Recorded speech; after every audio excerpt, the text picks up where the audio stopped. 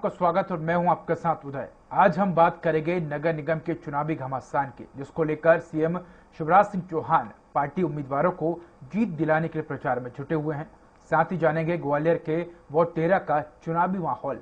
वहीं बात होगी ऑल इंडिया मजलिस इत्तेहादुल मुस्लिमीन के अध्यक्ष असदुद्दीन ओवैसी की, जो मध्य प्रदेश के निकाय चुनाव के बहाने मध्य प्रदेश में सियासी जमीन तलाश रहे हैं। तो चलिए शुरू करते हैं नगर का परचम।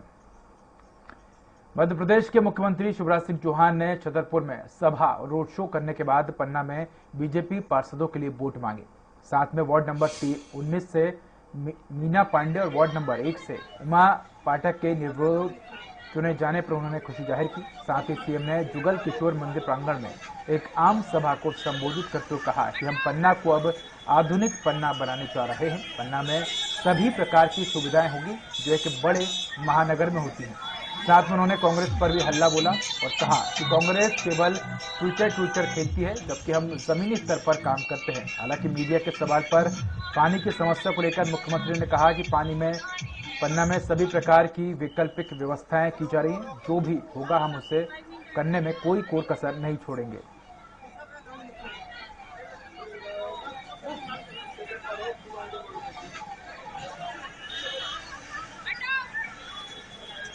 अब वो तो ट्विटर खेलते हैं, जनता में कोई आधार है नहीं। कल सागर में ही जनता नहीं आई, कार्यकर्ता भी गायब हो गए, तो अब ट्विटर ही खेलेंगे। और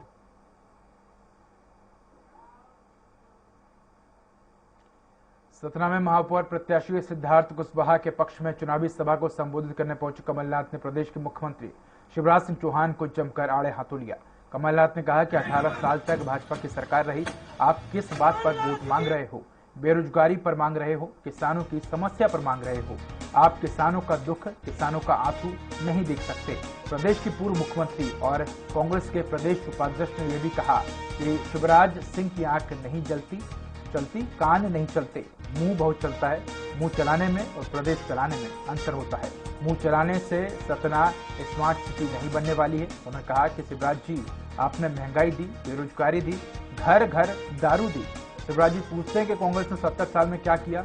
मैं कहना चाहता हूं कि शिवराज जी, जिस स्कूल में आप पढ़े हैं तो कांग्रेस ने बनवाया था, और मोदी जी को मैं कहूंगा कि अगर आप स्कूल गए हैं तो वह स्कूल भी कांग्रेस ने बनवाया था।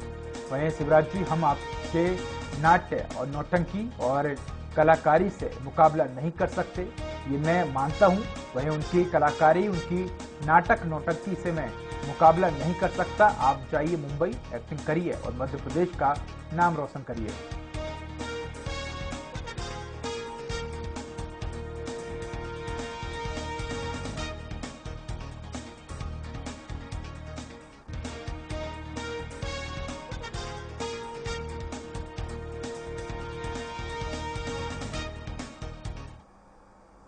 वहीं पीसीसी चीफ कमलनाथ ने निकाय चुनाव के लिए भोपाल कांग्रेस का संकल्प पत्र जारी किया है। भोपाल में कांग्रेस ने 2 अलग-अलग संकल्प पत्र जारी किए हैं।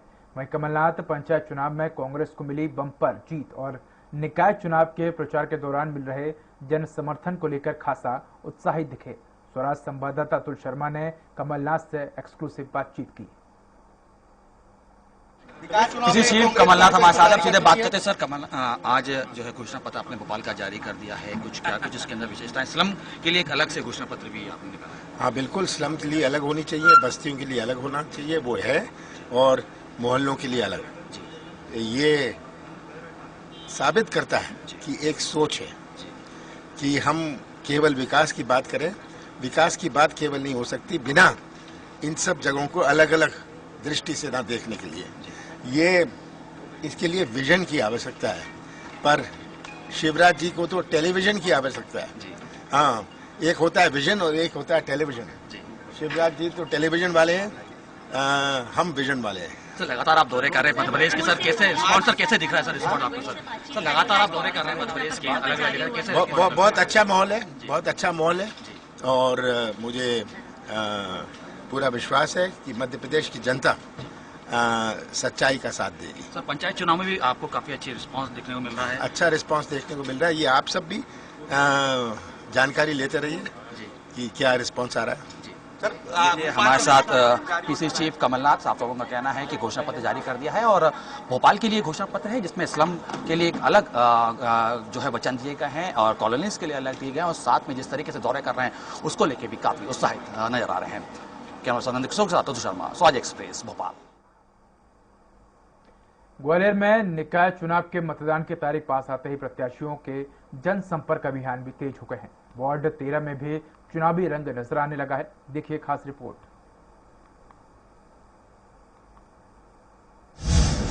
प्रत्याशियों ने तेज किया जनसंपर्क अभियान।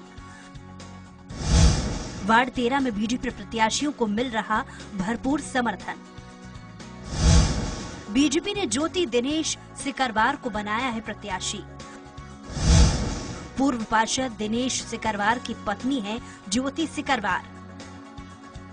ग्वालियर के वार्ड 13 में बीजेपी ने ज्योति दिनेश सिकरवार को अपना प्रत्याशी बनाया है। खास बात यह है कि ज्योति के पति दिनेश सिकरवार पूर्व में पार्षद रह चुके हैं। वार्ड 13 की ये सीट सामान्य महिला के लिए आरक्षित है, इसलिए बीजेपी ने दिनेश सिकरवार की पत्नी ज्योति सिकरवार को प्रत्याशी बनाया है। ज्योति दिनेश सिकरवार के सामने कांग्रेस की मीनाक्षी जैन मैदान में है। दिनेश सिकरवार का कहना है कि उन्होंने पिछले 2 दशकों से भी ज्यादा समय से इस क्षेत्र की जनता की सेवा करते आ रही हैं। वार्ड के हर छोटे बड़े कार्यक्रम में शामिल होते रहे हैं, इसलिए ये चुनाव मेरा नहीं बल्कि इस क्षेत्र की जनता का है। उन्होंने कहा है कि जनता को उनकी समस्याओं से निजात दिलाना ही उनकी प्राथमिकता है। सड़क, बिजली, पानी और अन्य समस्याओं के लिए वार्ड के लोगों के साथ हमेशा लड़ाई लड़ने को तैयार रहते हैं।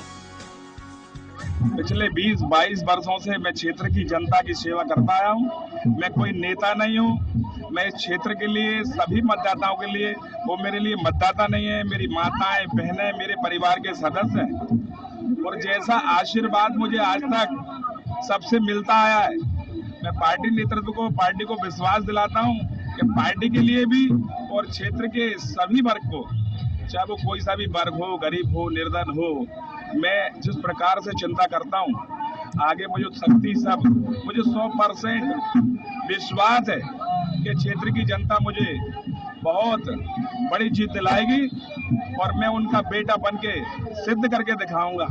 उनके जो सुख दुख होंगे वो मेरे होंगे, उनके सुख दुख में मैं हमेशा सम्मिलित रहा हूं और आगे भी रहूंगा।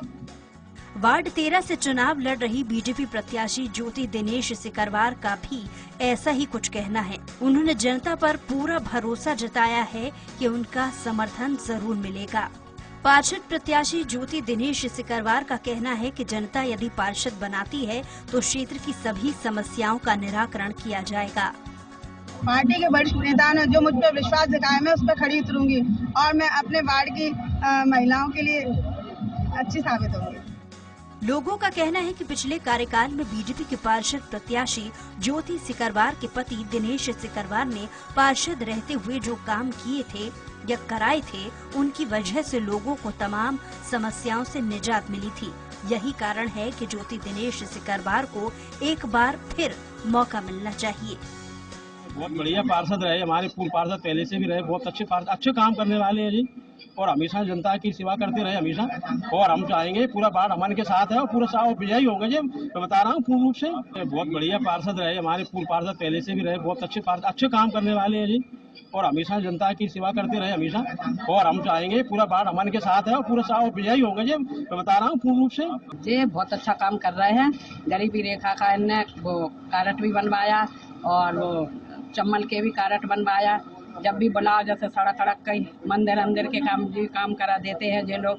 हाँ, और बहुत अच्छा काम कराते हैं। जब भी बुलाओ, पानी नहीं आता तो अभी सुनवाई कर लेते हैं, जे पानी की भी सुनवाई कर लेते हैं। जब भी जैसे परेशानी हो किसी का, जैसे किसी की मौड़ी जैसे बीमार है तो उसका भी सुन लेते ये लोग। हाँ, जब भी फोन करो जब भी सुन लेते हैं। कुल मिलाकर वार्ड 13 से जहां कांग्रेस ने मीनाक्षी जैन को चुनावी मैदान में उतारा है, तो बीजेपी ने ज्योति दिनेश सिकरवार को टिकट दिया है। लेकिन इस तरह से बीजेपी प्रत्याशी को लेकर लोगों में उत्साह देखा जा रहा है, उससे कहा जा सकता है कि बीजेपी प्रत्याशी का पलड़ा फिलहाल भारी नजर आ रहा है। लेकिन ये तो जनता तय करेगी कि किसके माथे पर जीत का तिलक लगेगा। स्वराज एक्सप्रेस के लिए ग्वालियर से विनोद शर्मा की रिपोर्ट।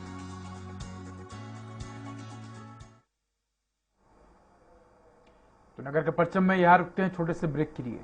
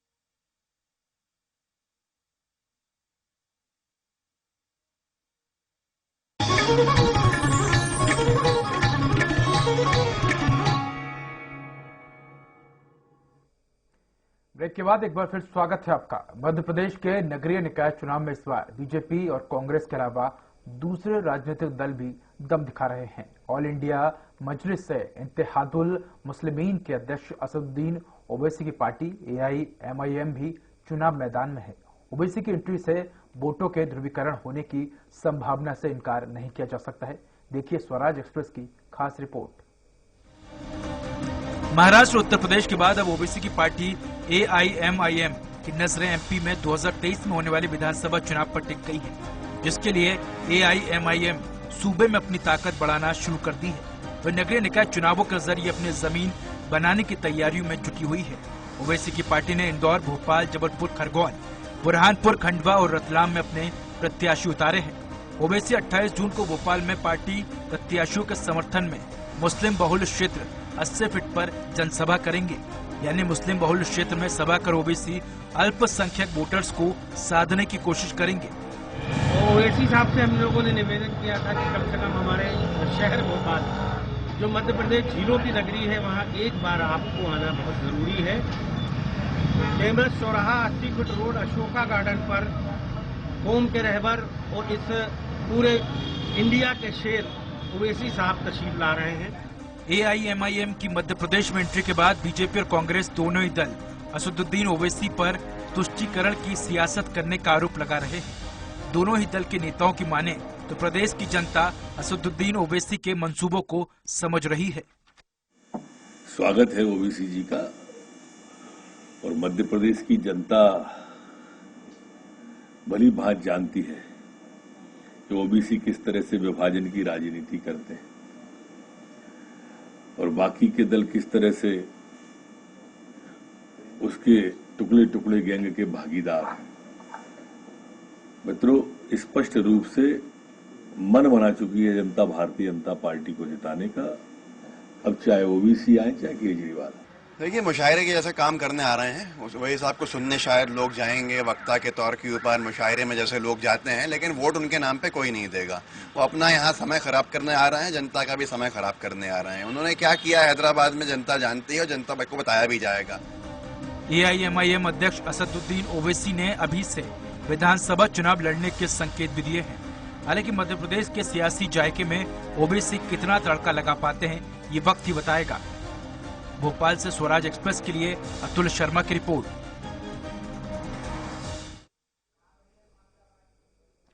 जबलपुर नगर निगम चुनाव अब हाई प्रोफाइल हो गया है। इस चुनाव प्रचार में AIMIM के राष्ट्रीय अध्यक्ष और हैदराबाद के सांसद असदुद्दीन ओवैसी चुनाव प्रचार के लिए सभा कर रहे हैं। ऐसे में बीजेपी ने भी तुरंत रैली निकालने का प्लान बना लिया है। महापौर चुनाव के संयोजक और जबलपुर के सांसद राकेश सिंह और भाजपा के महापौर पद के प्रत्याशी डॉक्टर जितेंद्र जामदार अपने पार्टी के पदाधिकारियों के साथ सड़कों पर उतरे और चुनाव प्रचार किया। हमारे जबलपुर संवाददाता अरविंद दुबे ने सांसद राकेश सिंह और भाजपा प्रत्याशी डॉक्टर जितेंद्र जामदार से सीधी बातचीत की। असदुद्दीन ओवैसी इस वक्त जबलपुर में आम सभा कर रहे हैं और उसी समय बीजेपी के भी वरिष्ठ नेता इस वक्त एक रैली निकाल रहे हैं। नगर निगम के तमाम अपने पार्षदों और महापौर जितेंद्र जामदार के समर्थन में संयोजक सांसद जबलपुर श्री राकेश सिंह जी हमारे साथ हैं। ओवैसी जबलपुर आए हैं, क्या कहेंगे आप? देखिए, ओवैसी जी जबलपुर या मध्य प्रदेश में उनका कोई आधार नहीं है। चुनाव है, लोकतंत्र है, नेता आते हैं और जाते हैं। ओवैसी जी आएंगे और जाएंगे, लेकिन आशीर्वाद भारतीय जनता पार्टी को जबलपुर की जनता देगी, डॉक्टर जामदार जी को आशीर्वाद देगी। आपको लगता है क्या कि ओवैसी के आने से कहीं ना कहीं बीजेपी को जो मुस्लिम वोट मिला करते थे उन पर फर्क आएगा? नहीं, भारतीय जनता पार्टी को सभी वर्ग, सभी जातियां, सभी धर्म एक समान आशीर्वाद दे रहे हैं, क्योंकि माननीय प्रधानमंत्री जी ने पहले ही कहा है, सबका साथ, सबका विकास, सबका विश्वास और सबका प्रयास। और भारतीय जनता पार्टी इसी सूत्र को लेकर आगे बढ़ रही है। सभी वर्ग आशीर्वाद दे रहे हैं भारतीय जनता पार्टी को, डॉक्टर जामदार जी को और भारतीय जनता पार्टी के सभी पार्षद प्रत्याशी। ऐसा माना जा रहा है कि ये जो चुनाव है जबलपुर का नगर निगम का बहुत ज्यादा हाई प्रोफाइल हो गया है, क्योंकि राष्ट्रीय नेता ओवैसी जबलपुर आ रहे हैं और सभा कर रहे हैं। मुझे लगता नहीं कि ओवैसी जी की कोई जबलपुर में पहचान है। जबलपुर में और वो किस कारण आ रहे हैं मुझे तो मालूम नहीं। पर मेरा विचार ये है कि हाई प्रोफाइल चुनाव तो हुआ ही है, क्योंकि ऑलरेडी आप देख रहे हैं कि जनता का कैसा समर्थन हमको प्राप्त हो रहा है, और ये स्वाभाविक है कि उसके कारण एक वातावरण बना है जिसके चलते ओवैसी को यहाँ पर पधारना पड़ा। वो अपनी राजनीतिक रोटी सेकने आ रहा है। सभी का मानना यह है बीजेपी नेताओं का कि ओवैसी आए, अच्छी बात है, कोई बहुत ज्यादा फर्क नहीं पड़ने वाला है। स्वराज एक्सप्रेस के लिए कैमरामैन शिवशंकर गुप्ता के साथ अरविंद दुबे, जबलपुर। दिल्ली और पंजाब में जीत का परचम लहराने के बाद आम आदमी पार्टी दूसरे प्रदेशों में अपनी जड़ें जमाने की कोशिश कर रही है। मध्य प्रदेश में नगरीय निकाय का चुनाव लड़ने के लिए आम आदमी पार्टी मैदान में उतर चुकी है। अगर इंदौर की बात की जाए तो यहां आम आदमी पार्टी पूरे दमखम के साथ चुनाव लड़ रही है। इंदौर में आप ने कमल गुप्ता को महापौर प्रत्याशी बनाया है। साथ ही पार्टी ने अपना घोषणा पत्र भी जारी किया है। आपने इंदौर की जनता के हित को ध्यान में रखते हुए घोषणा पत्र में कई वादे किए हैं। घोषणा पत्र में शहर के हर तबके के हित को ध्यान में रखा गया है। आप नेताओं का कहना है कि शहर के विकास की परिकल्पना को ध्यान में रखते हुए घोषणा पत्र तैयार किया गया है। उन्होंने दावा किया कि जिस तरह से दिल्ली में आम आदमी पार्टी ने अपने वादों को पूरा किया है और पंजाब में अपने वादों को पूरा कर रही है, इंदौर में भी अपनी बातों को पूरा करेगी। आम आदमी पार्टी ने आज इंदौर में अपना घोषणा पत्र जारी किया है। इंदौर शहर के लिए हमारे महापौर प्रत्याशी कमल गुप्ता जी इसका नेतृत्व कर रहे हैं। आज मुकेश गोयल जी की उपस्थिति में, जो हमारे मध्य प्रदेश के प्रभारी हैं, ये घोषणा पत्र जारी हुआ है। मैं बता दूं, समाज के हर तबके को, शहर के हर मुद्दे को इस घोषणा पत्र में जगह मिली है। तो नगर के परचम में आज के फिलहाल इतना ही। नमस्कार।